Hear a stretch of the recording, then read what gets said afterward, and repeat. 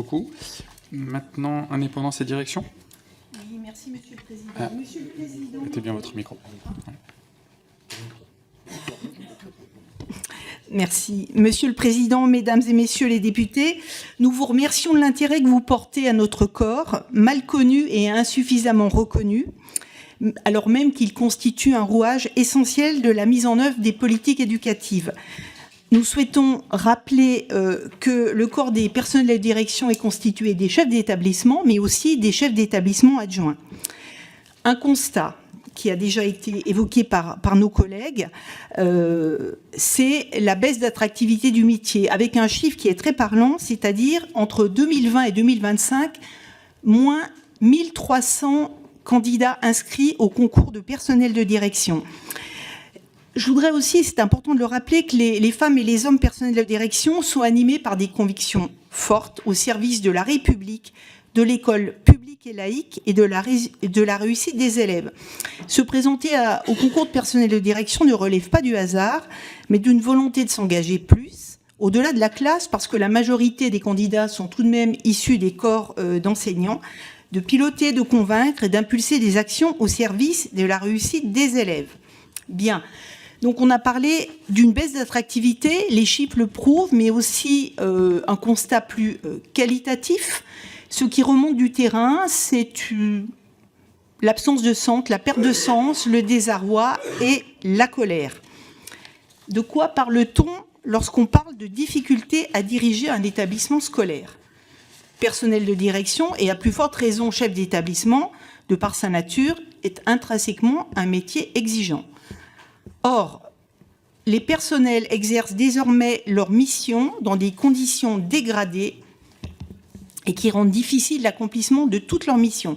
Cette dégradation, elle a été progressive avec une forte accélération ces 10 dernières années. Alors, nous allons limiter notre propos aux causes structurelles.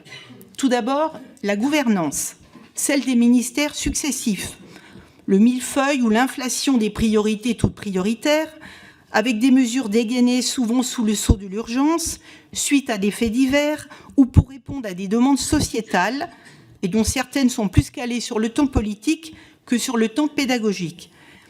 Mais également parce que l'école est mise en situation de devoir compenser la dégradation et la disparition de services publics, dans le domaine de la santé, de la prévention en particulier, et l'école voit également son champ d'intervention s'élargir inexorablement. Prenons l'exemple du SNU, il se trouve toujours de bonnes raisons pour repousser les limites.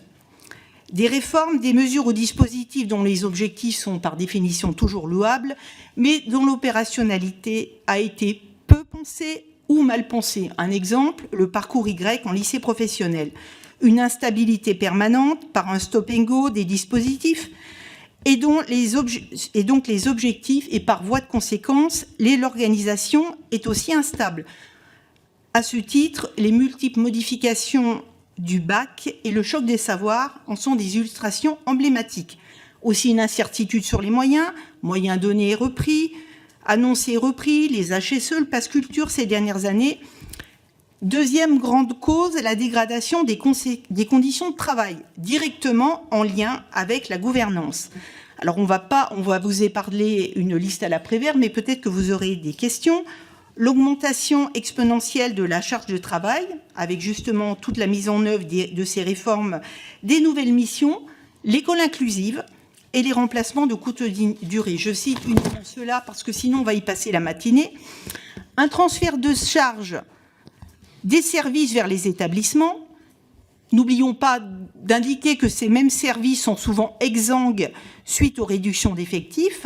Voilà, on ne va pas là non plus encore rentrer dans le détail. L'inflation évaluative, les évaluations d'établissement, peut-être que nous en parlerons. Voilà, dispositif chronophage à la valeur ajoutée peu démontrée ou non démontrée et qui ont quand même un coût important.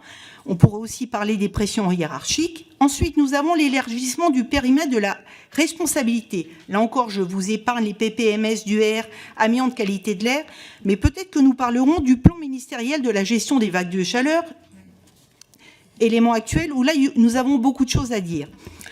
Enfin, il faut parler, et pas enfin, il faut aussi parler, et beaucoup parler, des moyens humains insuffisants. Insuffisants au regard des missions. Et tout particulièrement, le non-remplacement de nos proches collaborateurs. Nous avons fait une enquête l'année dernière, nous pourrons vous l'envoyer si vous le souhaitez après cette table ronde. Et la situation actuelle de beaucoup d'établissements, c'est un fonctionnement dégradé qui devient la norme. D'ailleurs, nous avons lancé une action qui s'appelle « Déclaration du mode dégradé ». Il faut aussi citer les relations complexes avec les collectivités. Je dis complexes, je ne dis pas difficiles. Voilà, j'insiste, complexes. Des relations effectivement qui se tendent avec les usagers et les personnels, mais qui sont la conséquence du problématique de gouvernance. En résumé, un métier devenu difficile parce qu'il coûte beaucoup en énergie, en santé et en engagement personnel pour pouvoir exercer correctement, mais avec des conditions de rémunération et de carrière en total décalage avec le niveau de responsabilité et la charge de travail. Les mesures qui ont été mises en place par le ministère sont absolument insuffisantes. Nous citons une aberration.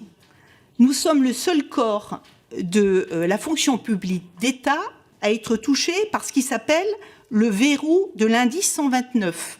Voilà, peut-être qu'on pourrait y revenir. Je ne vais pas encore là trop détailler, on va quand même parler des perspectives.